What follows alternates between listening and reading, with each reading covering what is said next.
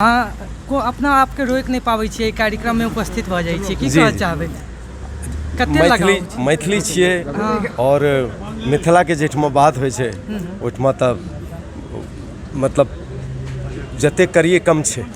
कलाकार तो छियै, गीतकार सब चीज छियै, गीत के लिए, लेकिन मिथिला के लेल अहाँ के जे छै से लगाव बहुत ज़्यादा और सामाजिक काज में ज़्यादा रुचि छै। जेना प्रदीप भैया कार्यक्रम करै छथिन तऽ हुनकर जे मतलब जते भी देखै छियै सहभागिता सामाजिक काज में बेसी छै और अहूँ के रुचि छै, तऽ की लागै छै अगला अहाँ के? नहीं, हमरा प्रदीप भाई के हम बहुत बहुत बधाई दै छियै कि 4 साल से 2 साल रुक गेल रहे कोरोना के वजह से और 4 साल से अपन अटल मिथिला सम्मान कऽ रहल छथिन और सब लोग के सम्मान दै छथिन, तो ये तो बहुत नीक बात छियै।